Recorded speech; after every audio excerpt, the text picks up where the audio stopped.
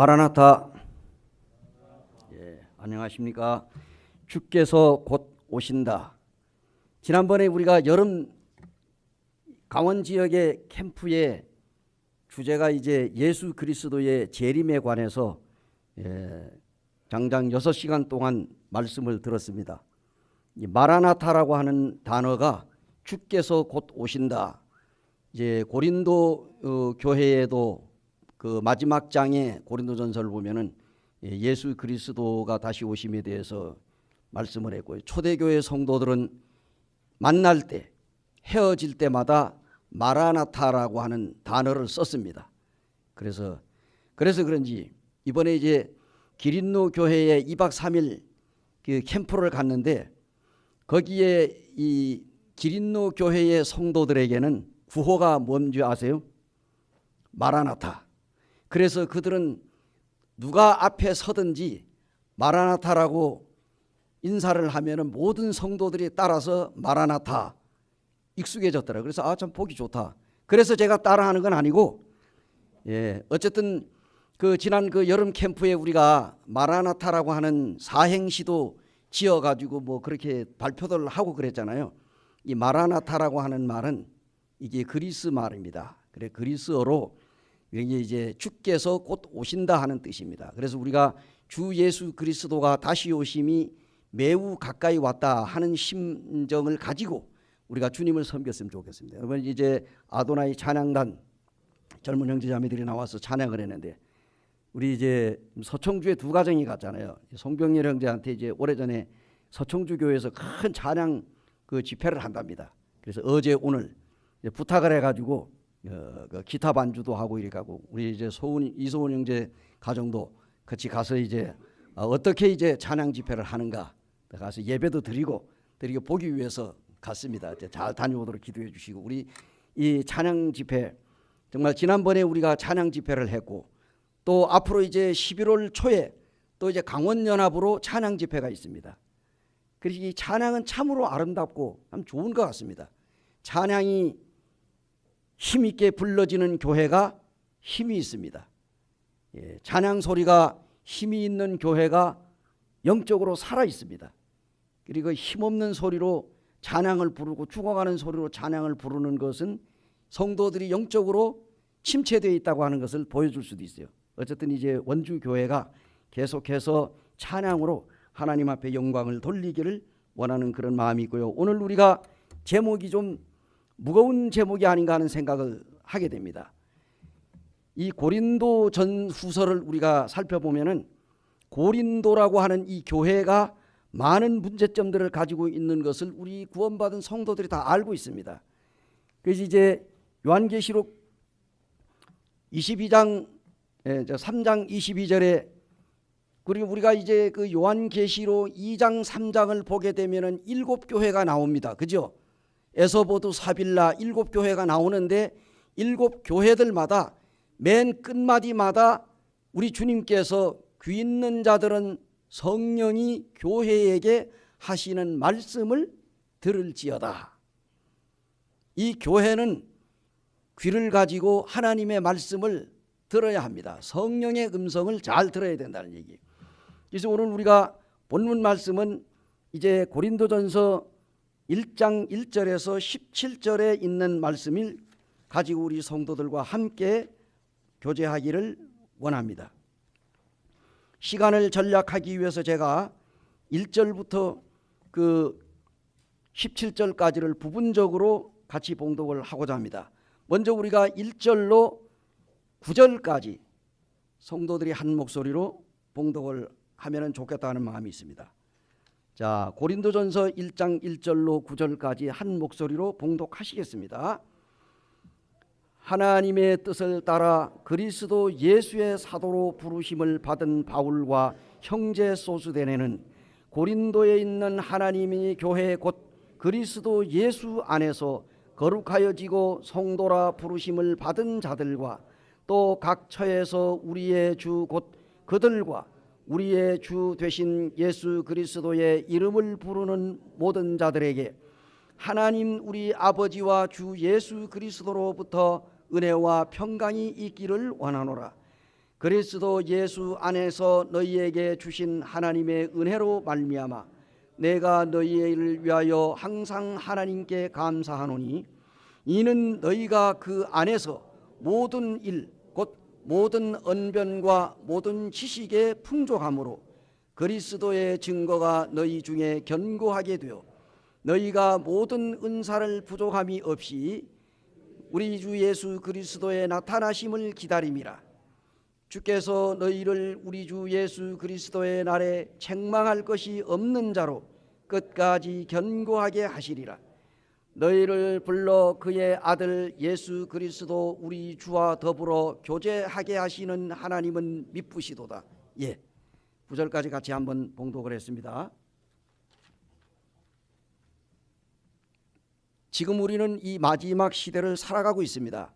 오늘날 우리나라의 많은 기독교계가, 특별히 대형 교회들이 분쟁이 끊이지 않고 있습니다.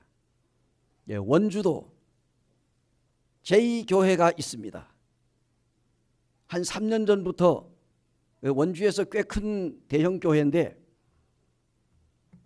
분쟁이 일어나가지고 아직도 분쟁 가운데 있어요. 교인들이 찢어지고 갈라지고 목사파, 장로파, 집사파, 청년파 해가지고 그 교회 안에 지금도 끊임없이 분쟁하고 경찰이 개입을 하고 법이 개입을 하고 시끌시끌합니다. 이러한 것들을 볼 때에 하나님을 믿지 않는 사람들이 그 교회를 들여다보면서 무슨 생각을 하겠어요? 오늘날 생명을 가진 우리 하나님의 교회도 얼마든지 그와 같은 분쟁이 일어날 수가 있다는 사실입니다. 교회 안에서 우리가 정말 정신을 똑바로 차리지 않으면 교회는 시끄러울 수밖에 없습니다. 이제 우리 주님을 믿고 구원받은 사랑하는 성도들은 이 남은 생애에 우리 주님이 오심이 얼마 남지 않은 이 마지막 시대 사탄 마귀는 할 수만 있으면은 교회가 아무 일도 하지 않고 조용히 있으면은 사단은 일하지 않습니다. 무슨 얘기인지 아시죠? 가만히 놔둬도 그 교회는 그냥 스스로 무너지는 거거든요. 그런데 이 교회가 열심히 주님을 섬기고 성도들이 열심히 주님을 위해서 일하고자 그 교회가 주님을 위해서 살고자 할 때에 사탄도 같이 일하는 것이 바로 우리가 잘 알고 있습니다. 그래서 오늘 우리가 이 본문을 통해 가지고 함께 교제를 나누고 싶은데요. 그 제목은 분쟁하는 고린도 교회. 이 고린도 교회가 오늘날 거듭난 우리 그리스도인들이 모이는 우리들의 모습을 잘 보여주고 있지 않나 하는 생각이 듭니다. 분쟁이 있는 이 고린도 교회는 하나님의 교회입니다. 따라해 보세요. 분쟁이 있는 고린도 교회는 하나님의 교회다.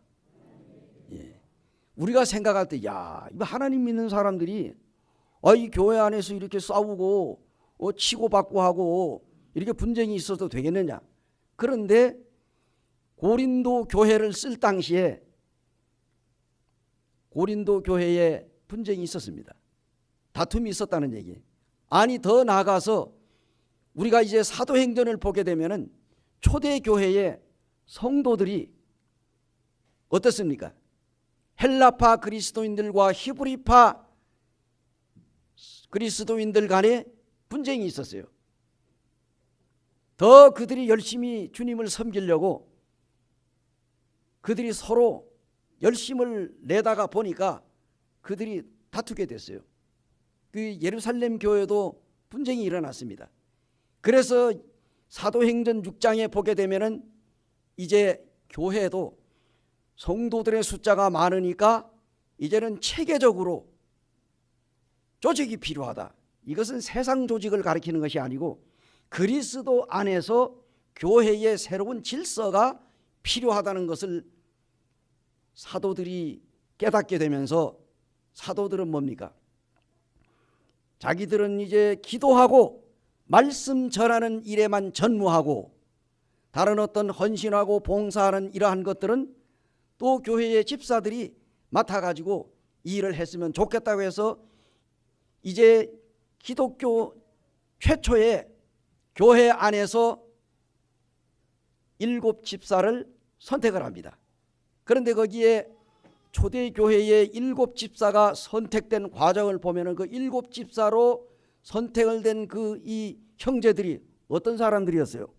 성경에 보니까 성령이 충만했다라고 그랬어요. 성령이 충만해.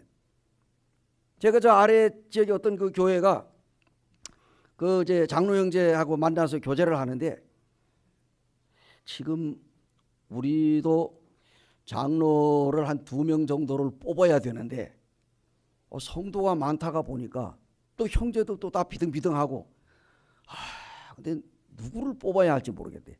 그 2 형제 2 사람을 장로를 세워야 되는데, 이거 그 2 사람이 장로로 세워지면은 다른 형제들은 나도 장로를 할 수 있는데, 나도 장로감인데 왜 나는 장로가 안 되냐, 이렇게 해가지고 또 교회 안에서 문제가 생길까봐 지금 2 사람을 세워야 되는데 못 세우고 있다, 그런 얘기를 저한테 하는 거예요. 그런데 여기 초대교회의 7 집사들을 세웠는데 그 7 집사들이 하나님 앞에 세움을 입었는데 성령이 충만한 자들이라고 했어요. 믿음 안에서 연조만 오래되고 나이가 많고 성경의 지식이 있다 하더라도 하나님 앞에서 성령이 충만한, 모든 면에서 정말로 성도들이 볼 때 저 형제는 정말 집사 자격이 있다, 또 장로 자격이 있다, 성도들의 눈으로 보는 거예요. 그런데 오늘날 많은 기성교회들이 집사까지는 아니라 할지라도 예를 든다면 권사 이상, 뭐 권사를 뽑는다든가 장로를 뽑는다든가 투표를 막 하잖아요. 그리고 장로들이 장로가 되려고 돈을 갖다가 막 수십억씩을 갖다가 교회에다 막 쓰고, 더 나아가서 총회장 노회장을 하게 되면은 막 돈이 그냥 뭉태기 돈이 왔다 갔다 하고, 이거는 정치판에 국회의원 뽑는 거는 유도 아니야. 이렇게 해가지고 교회가 장로가 세워지고 또 목사도 그냥 데려다가 또 세워놓고, 이렇게 해서 요즘에는 어떻게 됩니까? 교회가 커가지고 대형 교회들이 이제 교회 재산이 엄청나게 불어나잖아요. 그렇게 되면 어떻게 됩니까? 그 목사가 자기가 이제 은퇴를 하게 되면은 이제 아무것도 아니야. 그러니까 자기의 아들, 한마디로 말해서 뭐 자격이 있든 없든 간에 신학교를 보내가지고 목사 안수를 받게 해서 대물림을 하는 거예요. 자기가 물러나면은 자기의 아들이 거기에 앉아가지고. 그래서 요즘에 서울에서 지금 대형 교회들이 지금 명성을 날리고 있는 명성교회 같은 경우에도 지금 여기 명성수양관이 여기 지금 여기 우리가 신림이잖아요, 그죠? 그 교회도 지금 난리가 났어요. 지금 우리가 뭐 유튜브 같은 걸 보게 되면은 지금 오늘날 우리 한국 교회들이, 대형 교회들이 지금 뭐 난리가 났어요. 이러한 모습을 보면서 오늘날 우리가 이 거듭난 이 교회도 분쟁을 할 수가 있다. 그래서 저는 그러한 모습을 보면서 성경을 읽을 때 정말 이 고린도 교회가 벌써 오래전부터 이 분쟁이 있어가지고 교회에 문제가 많이 있었습니다. 그래서 이 분쟁이 있는 고린도 교회는 어떤 교회라고요? 하나님의 교회입니다. 고린도 교회, 분쟁이 있든지 뭐가 있든 간에 이 교회는 하나님의 교회예요. 그래서 고린도전서 1장 2절을 보면은 고린도에 있는 하나님의 교회 곧 그리스도 예수 안에서 거룩하여지고 성도라 부르심을 받은 자들과 또 각 처에서 우리 주 곧 그들과 우리 주 되신 예수 그리스도의 이름을 부르는 모든 자들에게 바울이 편지를 쓰고 있습니다. 자, 고린도전서의 1차적인 수신자들은 누굽니까? 고린도 교회 성도들이에요. 고린도전서의 1차적으로 수신자들은 바로 고린도 교회입니다. 사도 바울이 지금 고린도 교회를 향해서 고린도전서를 쓰고 있습니다. 사도 바울 형제님이 2편의 글을 썼습니다. 고린도 교회다. 그래서 첫 번째 보낸 것이 고린도 전서고 두 번째 보낸 것이 고린도 후서입니다. 그래서 사도 바울은 고린도 교회에다가 두 개의 편지를 보낸 이유는 뭡니까? 이 분쟁하는 이 고린도 교회의 문제점을 사도 바울 형제님이 주님 안에서 바로잡아 주기 위해서 글을 쓰게 된 것입니다. 이것이 오늘날 고린도 교회에만 해당되는 글이 아니라 이 마지막 시대를 살아가고 있는 이 지역 교회에 필요한 말씀입니다. 오늘날 생명이 있는 교회, 거듭난 교회, 이 원주 교회에도 이 고린도 교회에 보낸 이 편지가 우리에게 교훈이 된다 하는 얘기입니다. 그래서 이제 바울이 바로 이 고린도 교회 성도들에게 편지를 붙였는데 사도 바울 형제님이 고린도 전서를 쓴 전후서의 저자입니다. 고린도 전서 1장 1절에 나와 있는 대로 사도 바울 형제님이 이제 하나님의 뜻을 따라 그리스도 예수의 사도로 부르심을 받은 바울과 형제 소수대네는, 그래서 이 바울이 편지를 쓴 저자임을 알게 됩니다. 초대교회 교부들은 AD 96년 로마의 클레멘트도 이런 이야기를 했는데 학자들 대부분이 AD 51년, 다시 말하면 서기 51년에서 52년 사이에 아가야 총독 갈리오라는 사람이 성경에 나옵니다. 그 시대에 바울이 처음으로 고린도라고 하는 도시를 방문해 가지고 그곳에서 복음을 전했다는 역사적인 사실이 성경에 기록이 됐습니다. 이 고린도는 매우 번성한 국제 도시였어요. 항구 도시. 오늘날 우리나라 국제 도시는 어디입니까? 부산이라고 할 수 있겠죠, 그죠? 부산. 예. 부산이 국제 도시 하면 또 인천도 뭐 국제 도시라고 볼 수가 있겠죠, 그죠? 그 항구 도시니까. 그런데 이제 이 고린도라고 하는 이 지역은 다양한 문화, 상업, 이교 숭배, 다시 말하면 이방신, 이 여신상을 섬기는 그러한 것들이 아주 많았습니다. 그리고 음란하고 막대한 아주 부유한 그 부유층들이 많이 살았어요. 그리고 여러 가지 면에서 아주 이름 높은 정말 유명한 도시가 바로 고린도였습니다. 사도 바울 당시에 그랬다는 겁니다. 바울은 이제 고린도 교회를 개척을 하면서 고린도 교회의 영적인 건강에 대해서 심히 염려를 하고 있어요. 자, 고린도 교회가 사도 바울이 고린도에서 몇 년 동안 있었을까요? 성경에는 사도 바울이 18개월 동안, 다시 말하면 1년 6개월 동안 고린도 지역에 머무르면서 고린도 교회에 복음을 전해가지고 고린도 교회가 세워지고 거기서 1년 6개월 사역을 했습니다. 이 고린도 교회나 이 성도들이 질문에 대해 가지고 놀라운 게 제가 이제 여기에도 이 서론에 제가 이야기를 썼습니다마는 당시에 이 바울이 고린도에 이와 같은 문제들이 발생한 것을 어떻게 알고 있었습니까? 바울이 추측을 해서가 아니라 분명히 어느 누군가가 사도 바울에게 편지를 보낸 거예요. 편지를 보내가지고 지금 이 고린도 교회가 이러한 문제가 지금 생겨났다. 고린도 교회가 지금 난리가 났다. 지금 막 파벌이 생기고 지금 고린도 교회가 지금 당신이 떠나고 난 다음에 엉망진창이 됐다. 이거 좀 어떻게 좀 수습을 해 주십시오. 이렇게 해서 그 바울에게 편지를 보내왔어요. 고린도에서. 편지를 보내왔는데 그 편지가 오늘날까지 남아있지 않습니다. 유실이 됐어요. 잃어버렸어요. 그것은 이제 이 성경에 정경으로 들어갈 수가 없지요.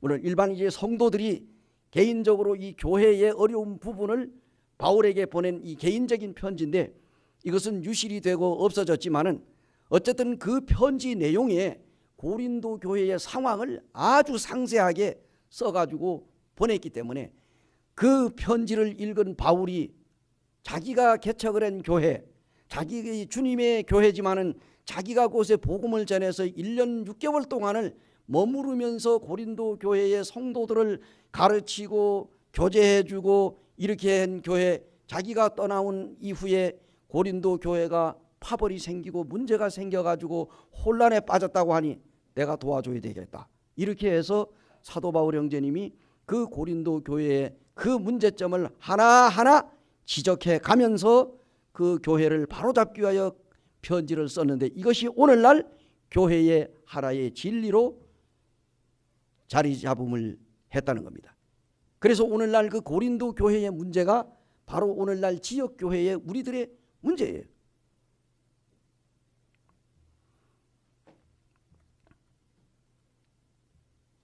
고린도 교회 성도들은 질문에 의해 가지고 참 이 다른 문제점들을 바울이 알게 됐는데, 성령의 은사에 관한 논란이 고린도전서 2장과 12장에서 13장에 은사 문제에 대해서 문제가 나와요. 성령의 은사 문제가 나왔고요. 그 다음에 교회 안의 분쟁을 보면 1장에 나와 있듯이 그 당시의 고린도 교회 성도들의 우월주의, 지식을 자랑하고 부와 명성을 자랑하는 와 같은 많은 사람들이 있었습니다. 그들이 자기의 세상적인 것들을 자랑하고 그 교회 안에서 빈부격차가 너무나 심했던 거예요. 그뿐만 아니라 성적 음란이 있었습니다. 5장과 6장, 10장에 나옵니다.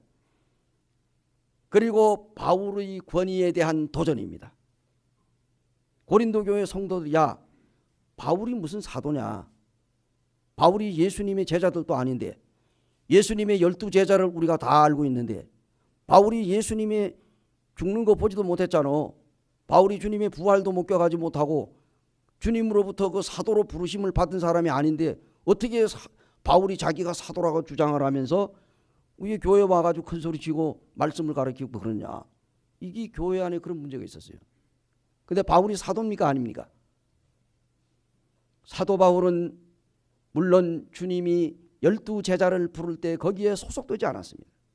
그 후에 세월이 흘러서 바울이 이제 정말 그는 다메섹 도상에, 다메섹 성에 살고 있는 그리스도인들을 잡아가지고 감옥에 가두기 위해서, 바울이 자기의 종교적인 명성을 날리기 위해서, 그래서 바울이 리스트를 작성해가지고 공문을 들고 믿는 자들을 박해하기 위하여서 가는 도중에 다메섹 도상에서 예수 그리스도를 만나게 된 겁니다.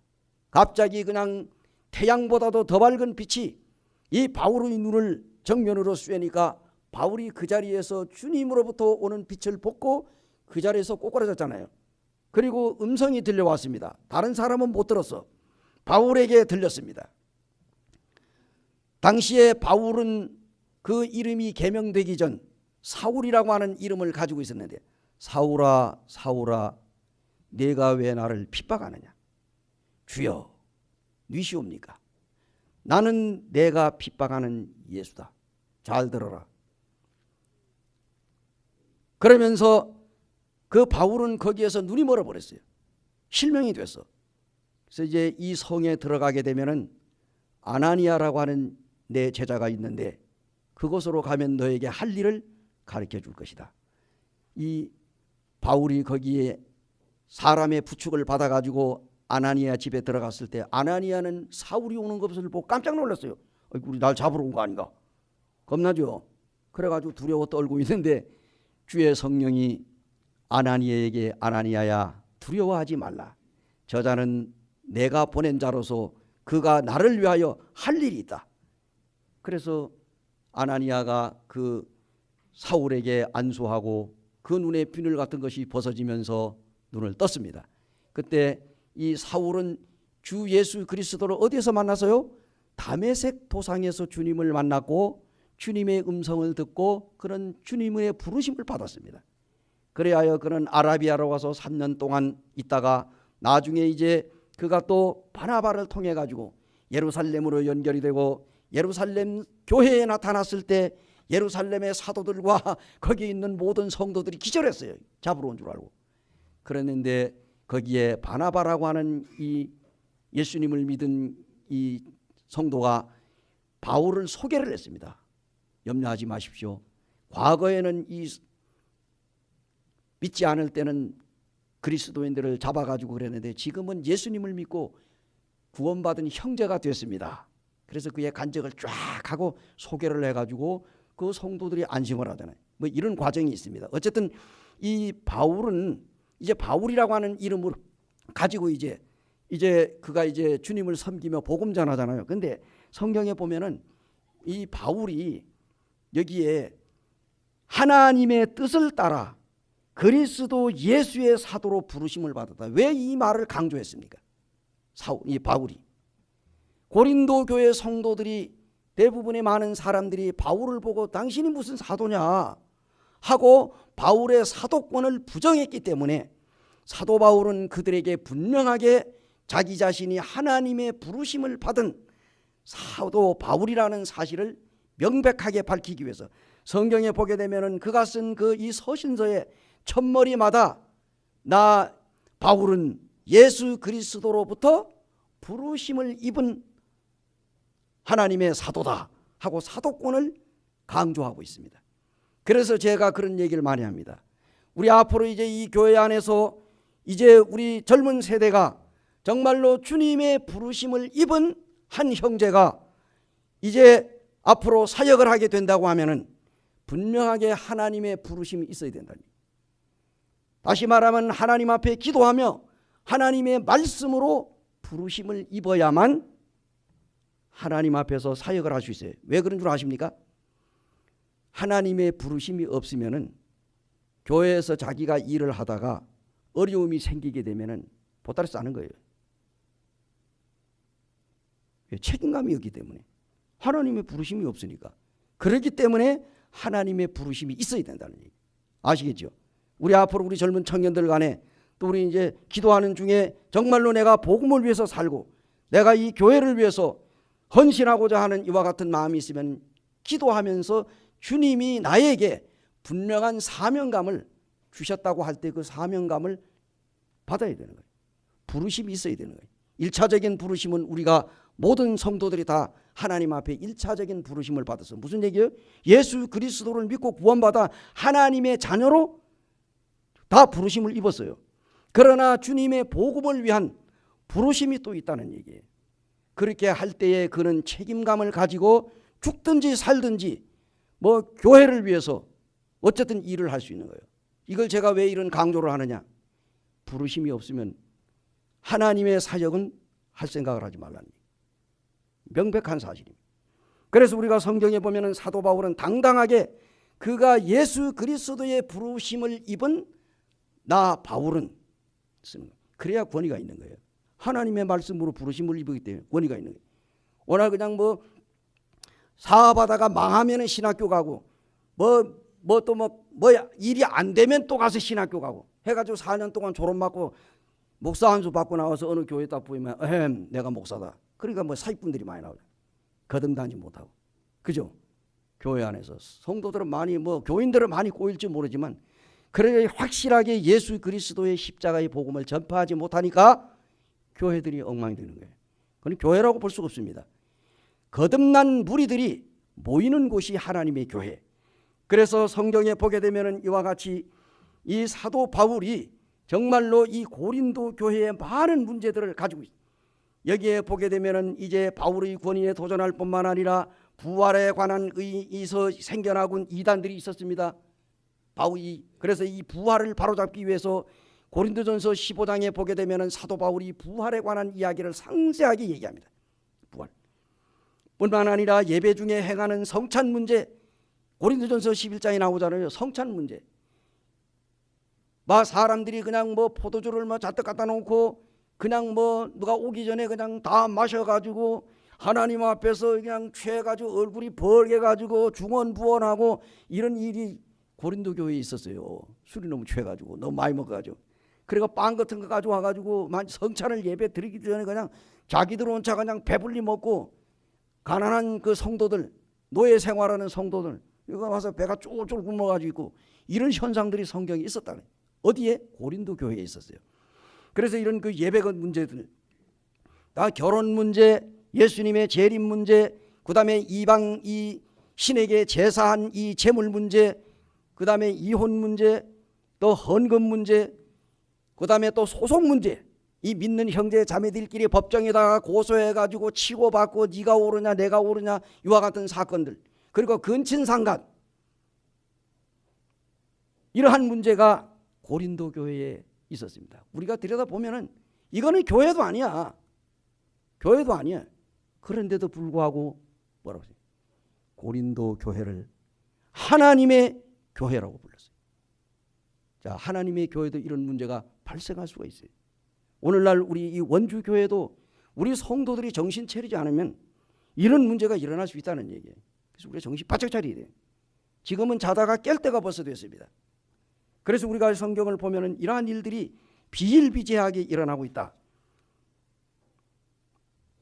바울은 당시에 이 고린도를 뭐라고 그랬냐면, 오늘날에 과거 바울이 이 복음을 전할 때는 고린도, 근데 오늘날에는 코린트라고 그래요. 코린트.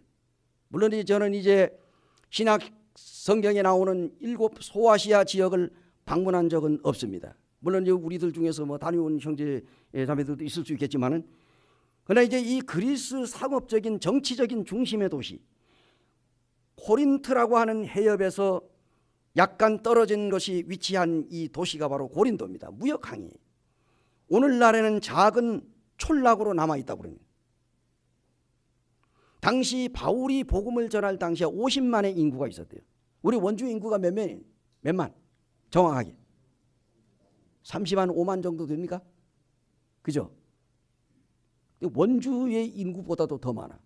바울 당시에 고린도가 50만의 인구가 있었어요. 거기에는 이방 사람들, 또 노예들, 그리고 선원들, 그 기존에 있는 원주민들 사방서 몰려와가지고 항구 도시다 보니까, 그렇게 해서 이 고린도가 바울 당시 한 50만 정도 인구가 있었는데, 여기에 사도 바울이 복음 전하는데 엄청난 고난이 있었어요. 이교도들이 있었잖아요. 이방신들. 그래가지고 이 여신상들이 많았어요. 그런데 바울이 거기에서 복음을 전하려고 하니까 거기에는 또 이 지식인들이 많았어요. 헬라의 철학. 그리고 거기에는 창녀촌이 많았습니다. 약 1,000명의 여사제들이 있었는데 이들이 다 창녀래. 거기에 이방 여신에게 제사 드리러 온 사람들, 이 사람들을 상대로 해가지고 그런 행위를 했어요. 이런 문란한 도시가 바로 고린도라고 하는 도시입니다. 여기에 주님의 몸된 교회가 세워졌어요. 그래가지고 거기에 구원받은 사람들이 주님 앞에 돌아와가지고 이 고린도가 교회가 세워졌다는 얘기입니다. 참 하나님 앞에 감사하죠. 어쨌든 우리는 그렇다고 하면은 바울이 이 고린도 교회를 생각을 할 때마다 참 하나님 앞에 감사했어요. 왜 그러느냐? 이런 어려운, 정말로 세상적으로 보면은 이 타락한 도시에 거기서 복음을 듣고 구원받아가지고 주님의 몸된 교회가 세워졌으니까 사도 바울이 그 고린도 교회를 생각할 때마다 너무너무 하나님 앞에 감사했어요. 고린도 교회 문제를 생각하면 감사할 마음이 없지. 타락한 교회지. 그런데 바울은 무엇을 감사했느냐? 고린도 교회의 성도들, 그가 예수 그리스도의 부르심을 입은 하나님의 거룩한 자녀들이랑, 그들이 뭡니까? 생활이 거룩해서 거룩한 교회가 아니에요. 성도가 아니에요. 생활이 거룩하기 때문에 성도가 아니라 하나님, 거룩하신 하나님께서 그 하나님을 믿는 자녀들을 거룩하게 여기셨기 때문에 거룩한 성도들이 된 거예요. 성도가 뭡니까? 성도. 거룩할 성자에다가 무리도자. 이 거룩한 무리들, 다시 말하면 예수 그리스도의 부르심을 입은 하나님의 자녀들, 자녀이기 때문에 하나님께서 거룩하게 보는 거예요. 그래서 바울이 고린도 교회를 생각할 때마다 그 마음에 감사한 마음이 있었어요. 그 교회의 성도들이 얼마나 하나님 앞에, 그래서 사도 바울이 고린도전서 1장 9절에 이러한 말씀을 했잖아요. 너희를 불러 그의 아들 예수 그리스도 우리 주와 더불어 교제하게 하시는 하나님은 미쁘시다. 바울이 여기 있는 우리 형제 자매님들 고향도 틀리고 자라난 배경도 틀리고 여러 가지로 생각도 틀리고 또 우리의 모든 것들이 다 틀립니다. 그런데 우리가 이렇게 모여가지고 하나님 앞에 예배를 드릴 수 있는 것은 뭡니까? 하나님의 자녀입니다. 자녀이기 때문에 우리가 이렇게 한 마음 한 뜻으로 주님 앞에 예배를 드리죠. 우리의 모든 생각이 다 100% 같을 수가 있습니까? 이 형제는 이런 생각을 가지고 있고 저 형제는 저런 생각을 가지고 있어요. 그런데 그 생각을 서로가 자기가 원하는 생각을 주장하게 되면은 어떻게 되겠어요? 교회는 분쟁이 날 수밖에 없죠. 제가 그걸 알기 때문에 교회 안에서 가급적이면은 조심하고 있어요. 왜? 분쟁이 일어날 가능성이 있기 때문에 제가 항상 제 주장을 펼치지 않습니다. 왜 그러느냐? 성경적이라고 하면은 어떤 일이 있어도 밀고 나가지요. 근데 성경적인 것이 아니고 우리가 얼마든지 서로 교제하고 우리가 의논하고 상합하고 연합하는 가운데 이루어지는 일이라고 하면은 제 주장이 옳다고 하더라도 저는 그냥 내려놓고 양보하는 편입니다. 이것이 제 목회 철학입니다. 그렇게 해야만 교회가 조용한 거예요. 만약에 목회자가 내가 이 사역자인데 무슨 소리 하느냐, 뭐 장로들이 뭐 무슨 의견을 내도 막 하고 밀어붙이면 어떻게 되겠어요? 그냥 갈라지고 깨지는 거예요. 안 그렇습니까? 그래서 교회는 정말로 나 자신이 주님 앞에서 스스로 우리가 양보할 줄 알고 우리가 이런 미덕이 필요합니다. 근데 고린도 교회가 엄청난 은사를 가지고 있었어요. 성경. 근데 우리가 이제 이 성경에 나오는 듯이 고린도 교회는 하나님의 교회입니다. 근데 이제 1장 5절에 보니까 이는 너희가 그 안에서 모든 일 곧 모든 언변과 모든 지식에 풍족함으로 지식이 없는 이 말 잘하는 사람들이 고린도 교회에 깔렸어요. 지식이 있는 지식인들이 엄청나게 많았어요. 풍족했던 고린도 교회 성도들을 생각하면서 그래도 하나님 앞에 감사했어요. 왜? 고린도 교회가 하나님의 교회이기 때문에. 사도 바울은 이제 머리끌에서 하나님의 뜻을 따라 그리스도 예수의 사도로 부르심을 받은 자라고 자기의 사도권을 명백하게 주장하면서도 바울이 사도가 된 것은 자신의 자격이나 어떤 노력이나 사람들이 추천을 해가지고 아이고 당신 사도가 되십시오, 당신 사역을 좀 해주십시오 이렇게 추천을 받아가지고 된 게 아니고 온전히 하나님의 은혜로 사도로 부르심을 받았다 이렇게 얘기하고 있습니다. 따라 이 다메섹에서 부르심을 받은 이 바울은 복음 사역과 직결합니다. 그래서요 이 사역을 하려면은 전도를 잘해야 돼요. D.L. 무디 같은 사람 뭡니까? 미국의 그 유명한 전도자 D.L. 무디, 드와이트 무디라고 하는 이 D.L. 무디가 뭐예요? 초등학교도 겨우 나온 사람이야. 구두방에서 일한 사람이에요. 성경학교도 제대로 뭐 요절도 잘 모르고 그가 요한계시록을 찾는데 계시록이 어디 붙은지 몰라가지고 창세기부터 침을 묻혀가지고 한 장 한 장 넘겨가지고 찾은 사람이 바로 무디입니다. 근데 무디는 뭐예요? 그런데 하나님이 무디를 일으켰어요. 무디가 15살 때 그가 이제 복음을 깨닫고 그가 하나님의 일, 자기 어머니가 하나님의 일이 먼저다. 그리고 내 일은 나중에 해야 된다. 이것이 그 어머니의 마음. 그 아버지가 10식구를 남겨놓고 아버지가 어떤 사고로 인해서 죽고 나가지고 어머니가 그 9명인가 되는 그 이 자녀들을 홀로 키우면서 그 중에 이 D.L. 무디가 4번째인가 뭐 6번째인가 되는데 그가 가정이 어렵다 보니까 오늘 먹은 음식 또 내일 먹을 걸 또 걱정을 해야 돼. 이런 아주 어려운 가운데 살았던 사람이 하나님께서 그러한 이 무디를 사용을 했어요. 무디가 그냥 하나님의 일을 먼저 해야 된다 하는 생각을 가지고 와서 복음 전하고 수많은 사람들이 몰려들어 가지고 이 무디의 복음을 듣고 구원받는 역사가 일어났어요. 근데 오늘날 미국의 시카고에 가면 또 이 무디 신학 대학도 있고 어쨌든 이 무디가 정말로 세상적으로는 학문이 형편없지만 그러나 하나님께서 그러한 무디를 들어서 하나님이 사용하셨다는 얘기예요. 중요한 건 뭐냐? 우리가 하나님의 부르심이 있어야 된다. 그래서 여기에 이 교회는 말이에요. 이 3절에 보면은 본문에 나타난 이 하나님의 교회, 고린도 교회를 하나님의 교회, 하나님께서 교회를 세우고 유지하는데 교회는 어떤 당파나 개인의 것일 수 없어요. 제가 물론 여기 원주교회를 개척을 했지만 이 원주교회가 제 겁니까? 천만의 말씀. 하나님께서 저를 도구로 사용하셨을 뿐입니다. 이 교회는 바로 주님의 몸된 교회요 하나님의 교회입니다. 그래서 우리의 이 교회의 머리가 예수 그리스도이십니다. 우리는 이 고린도에 있는, 즉 땅에 있는 교회와 이 교회는 이제 이 성경을 보게 되는데요. 교회는 두 가지 양면이 있습니다. 동전의 양면성이 있는 것처럼 첫째는 보이지 않는 교회가 있어요. 보이지 않는 교회. 또 하나는 이 보이는 교회가 있고요. 우주적인 한 교회가 있고 지역적인 많은 교회가 있습니다.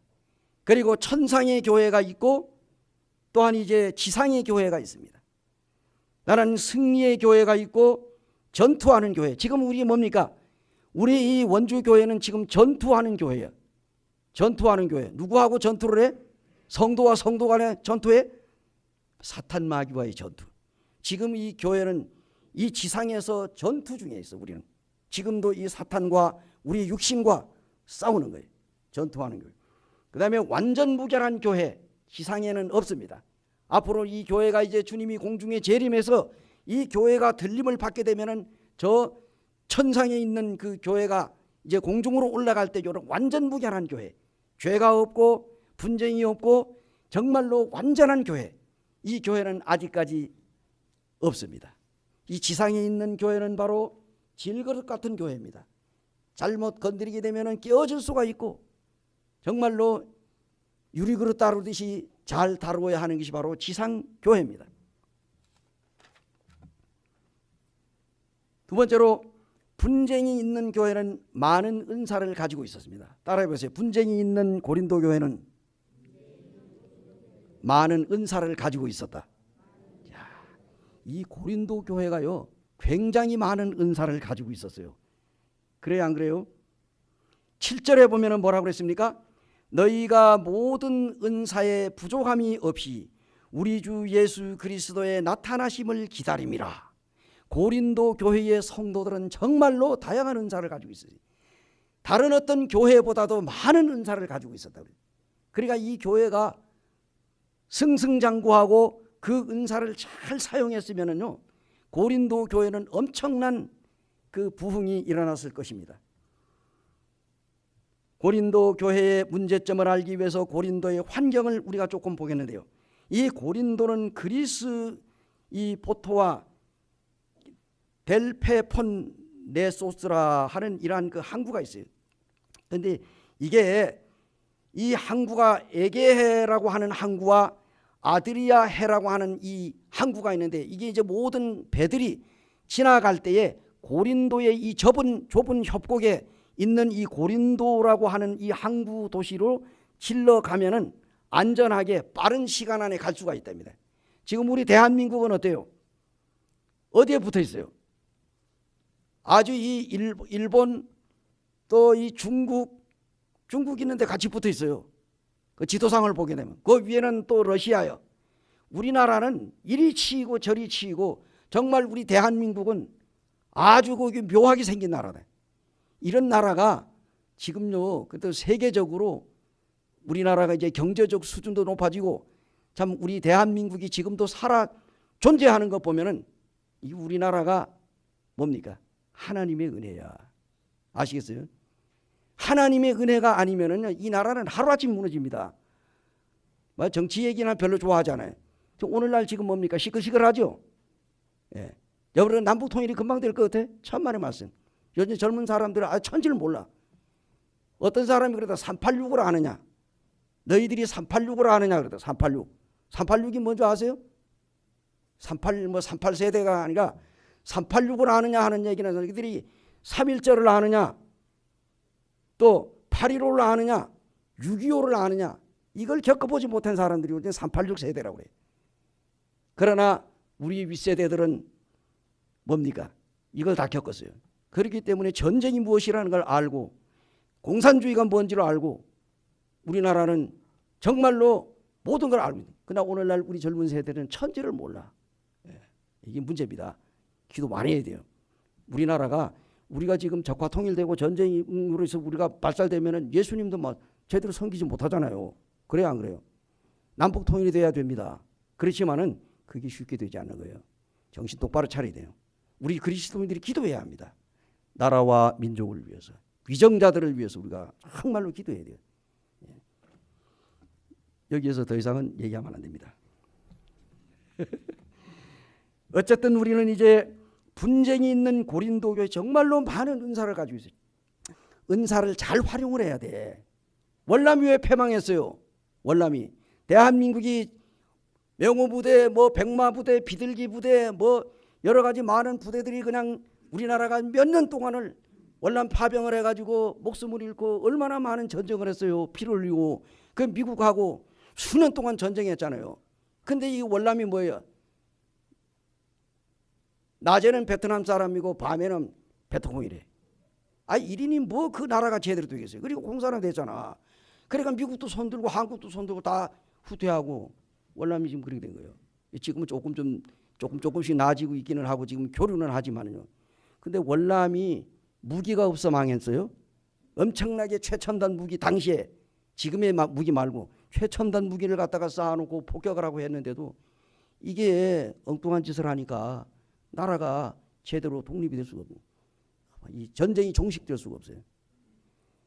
우리 교회에 많은 은사들을 가지고 있다 할지라도 그 은사를 자기가 하나님으로부터 가지고 있는 은사만 열심히 하면은 달인이 되는 거예요. 달인이 뭡니까? 가락국수 그냥 뽑아내는 사람이 달인이 됐다. 그럼 그 사람은 계속 그것만 뽑는 거예요. 어떤 사람이 무슨 꽈배기를 만들었다. 그 사람은 그냥 10년이고 20년이고 꽈배기만 만들다 보니까 이 꽈배기가 도 같은 거라. 그래가지고 그 사람이 꽈배기 만드는 달인이 되는 거예요. 짜장면 만드는 거. 뭐 요즘에 나오잖아요. 달인이 뭐. 그래서 우리 예수 믿고 구원받은 성도들도 은사에 뭐가 돼야 된다고? 달인이 돼야 된다. 달인. 그래가지고 자기가 하나님께로부터 받은 은사를 교회 안에서 잘 사용해요.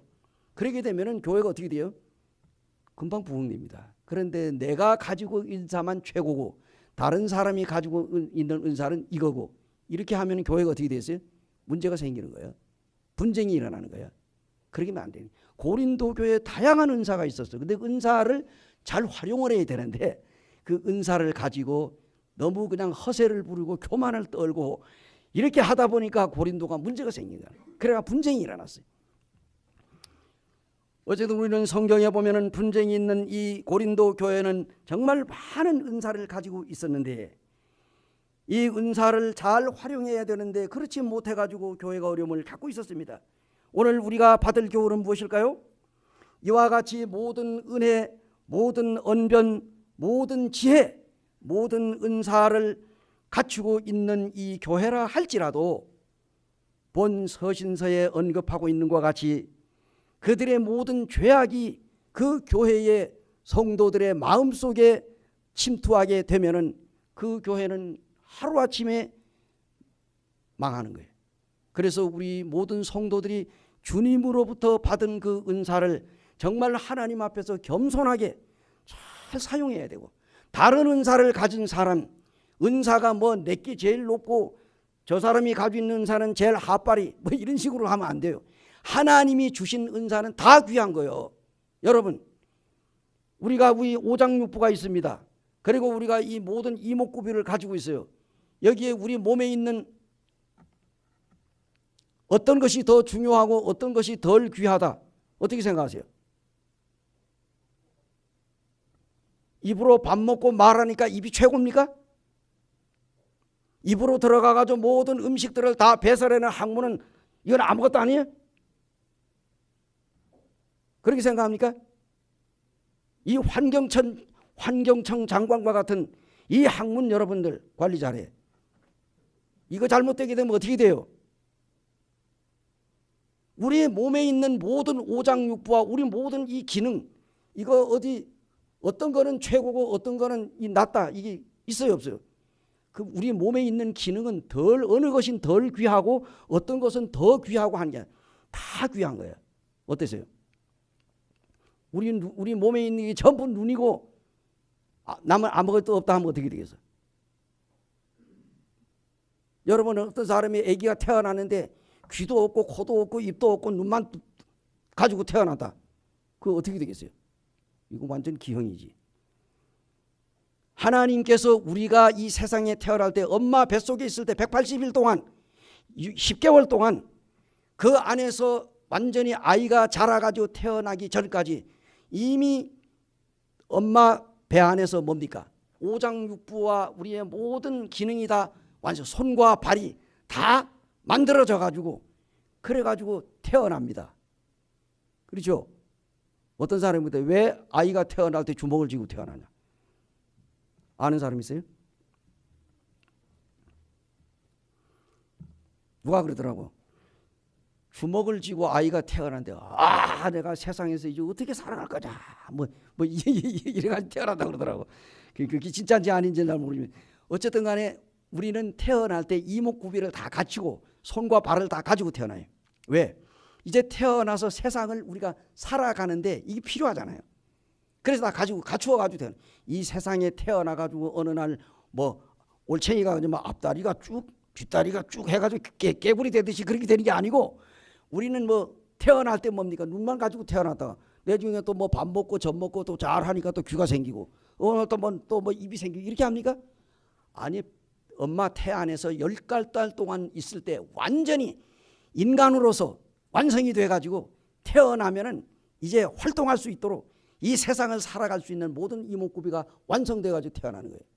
그래서 우리도 예수 그리스도를 믿고 구원받는 순간에 하나님께서 우리 모두에게 은사를 주시는 것입니다. 그 은사가 어디에서 내려와요? 하늘에서 내려오는 겁니다. 야고보서 1장 15절에 나와 있는 것처럼. 그렇지 않아요? 야고보서에 나와 있는 그 말씀을 보게 되면은 정말 우리 이 주님을 믿고 구원받은 사랑하는 성도들, 그 성도들의 그 은사는 위에 계신 하나님으로부터 우리에게 은사를 주시는 것입니다. 그 은사는 뭐예요? 교회 안에서 각 사람에게 그들이 이 그리스도의 선물의 분량대로 우리에게 은혜를 줬어요. 우리의 믿음의 분량에 따라서 우리가 예수님 믿고 구원 딱 받을 때 그때 주님께서 우리의 믿음의 분량에 따라 하나님께서 은사의 선물을 주시는 거예요. 구원과 함께. 그래서 우리가 그 은사를 잘 알고 우리가 그 은사를 교회 안에서 활용하시기 바랍니다. 이와 같이 온갖 좋은 은사와 온전한 선물이 다 위로부터 빛들의 아버지께로 내려오나니 그는 변함도 없고 회전하는 그림자도 없으시다. 이렇게 야고보서 1장 17절에 나와 있네요.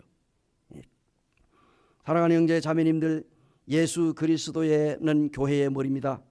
그래 그는 머리니 곧 그리스도라. 이 교회 안에 우리 형제 자매들이 함께 주님을 배우고 섬기고 있는데 이 예수 그리스도는 정말 이 교회의 머리가 되시기 때문에 그 우리의 모든 이 교회는 뭡니까? 이 지체. 그러니까 지체가 머리에 붙어 있어야지 머리 따로 지체가 따로 떨어지면 그 죽은 교회입니다. 그렇죠? 그래서 이게 머리 대신 주님 앞에 우리 교회가 붙어가지고 있어야지 우리 몸에 힘줄이 생기고 여러 가지로 각 마디마다 연결이 되어서 이 육체가 자라는 것처럼 교회가 주님을 머리로 하시고 그 말씀을 배우고 말씀에 순종하여 살아갈 때에 이 원주 교회가 부흥될 줄로 믿습니다. 뿐만 아니라 이제 이 은사는 자랑할 것이 못 됩니다. 하나님 앞에서 우리에게 주신 그 은혜로 겸손한 마음으로 은사를 잘 활용하기 바랍니다. 또 따라해 보세요. 분쟁이 있는 고린도 교회는 많은 문제가 있었다. 정말로 많은 문제가 있었습니다. 1장 11절에 내 형제들아 글로에의 지편으로 너희에 대한 말이 내게 들리니 곧 너희 가운데 분쟁이 있다는 것이라. 분쟁. 고린도 교회가 처음으로 복음을 듣게 된 것은 바울이 2차 전도 여행 때 주후 50년경에 그것에 복음이 전파됐습니다. 아까 얘기한 대로 18개월 동안 바울이 1년 6개월을 머물면서 고린도에 복음 전할 때 많은 어려움과 환란이 있었습니다. 유대인들의 방해와 또 이제 이 지역에 있는 그 지식인들에 의해 가지고 이 복음의 회방을 받고 바울이 여기 쫓겨다니고 저기 쫓겨다니면서 정말로 그 어렵게 해서 고린도가 교회가 세워졌습니다. 고린도전서 2장 3절에 나와 있듯이 정말 이 악하며 두려워하며 힘이 떨면서도 계속 바울은 복음을 전했습니다. 고린도 교회의 문제는 오늘날 우리들이 섬기고 있는 이 교회에서 볼 수 있는 것입니다. 교회 내의 파당 문제와 도덕적인 타락과 결혼, 음식, 예배, 부활, 재림, 성찬, 법정 소송 이와 같은 것들로 고린도 교회가 몸살을 앓았습니다. 다양한 문제들을 안고 있는 신앙과 풍속들이 바로 고린도 교회의 모습입니다. 고린도 교회는 10가지 문제가 있었어요. 첫째는 교회의 분열 문제가 있었습니다. 1장 10절로 2장 16절까지입니다. 그 다음에 또 십자가의 도에 대한 오해가 있었습니다. 1장 18절에서 2장 15절까지입니다. 2장 5절까지. 성령의 계시에 대한 이 무지가 있었습니다. 2장 6절에서 16절까지. 근친상간의 문제가 있었습니다. 5장 6장입니다. 그 다음에 이제 법정 문제가 소송 문제가 있었어요. 6장 1절로 8절까지입니다. 도덕적인 태만이 6장 9절에서 20절. 결혼과 이혼 문제가 7장 1절에서 40절까지 있었어요. 그 다음에 우상 제물에 관한 문제가 8장 1절로 11장 1절까지. 공중예배, 다시 말하면 성찬 문제가 11장 2절에서 14장 40절. 부활에 관한 문제가 15장 1절에서 58절까지. 이렇게 고린도 교회의 모든 지금 여기 전서에 나와 있는 것들이 고린도 교회 당시의 문제를 성경에 이야기했습니다. 고린도 교회의 첫 번째 문제의 원인은 뭡니까? 분쟁입니다. 이는 분파, 파당이 교회 안에 형성이 됐습니다.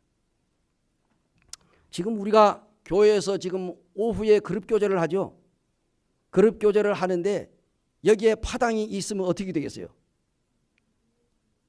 T교제가 최고다. 경로반이 최고다. 뭐 이런 식으로 해가지고 막 우리가 하는 공부가 최고라고 뭐 이렇게 해가지고 막 하고 막 이 옆에 하는 이 그룹은 아무것도 아니다 이렇게 생각하면 어떻게 되겠어요? 그것도 교회 안에 분쟁이 일어날 수 있죠. 그래서 우리가 이제 성경에 보게 되면은 이 고린도 교회가 많은 분쟁이 일어났어요. 그래가지고 이제 막 그룹별로 인해 가지고 그래서 이제 이 4개 파가 생겨났습니다. 첫째는 뭡니까? 바울파, 그다음에 두 번째 아볼로파, 세 번째 베드로파, 네 번째 그리스도파. 우리나라가 교계가 뭡니까? 얼마나 파가 많아요? 그 중에서도 이 대한예수교 장로교회가 엄청난 파를 가지고 있어요. 예수교 장로교하고 기독교 장로교 2개 파가 아닙니다. 엄청나게 많아요. 아시죠? 어느 날 선교사가 한국에 와가지고 복음을 전하는데 교인들끼리 싸우더라는 거예요. 그래 가서 그 원인 분석을 했더니 예수하고 그리스도가 싸움이 붙었어. 무슨 얘기인 줄 아세요? 예수교하고 그리스도교회가 싸움이 붙은 거야. 그래서 한국에 큰일 났습니다. 예수하고 그리스도가 싸움이 붙었습니다. 그리고 선교사가 얘기했대. 오늘날 우리 이 한국교회의 모습입니다. 예수가 누구예요? 하나님의 아들 예수 이름이 아닙니까? 그리스도는 뭡니까? 예수님이 뭐예요? 그리스도가 뭐예요? 기름 부음을 받은 자라는 뜻이거든. 그리스도. 근데 기름 부은 거하고 예수와 이름하고 싸운다면 되겠어요? 예, 우리 이 원주교회 이제 주님 오심이 가까운 이 마지막 시대에 우리 열심히 주님을 섬기는 귀한 교회가 되기를 우리가 함께 기도하겠습니다. 자, 우리 이제 이 원주교회는 결코 주님 안에서 분쟁이 있을 수가 없습니다. 주님 오심이 얼마 남지 않은 이 마지막 시대에 사랑하는 형제 자매님들이 정말로 주님 사랑하고 정말로 나보다 남을 낮게 여기고 우리의 좋은 은사를 우리가 주님을 위해 사용하고 형제 자매들이 서로 사랑하고 정말 우리가 앞으로 천국에 가게 되면은 이 시비와 다툼이 필요 없는 영원히 함께 주님 나라에서 살게 될 영원한 형제 자매. 혹시 이 가운데 아직까지 주님을 영접하지 않은 분들이 있다면 예수 그리스도를 마음에 믿으시고 영원한 생명국 구원 받으시기를 간절히 바람하지 않습니다. 우리 잠시 기도하겠습니다.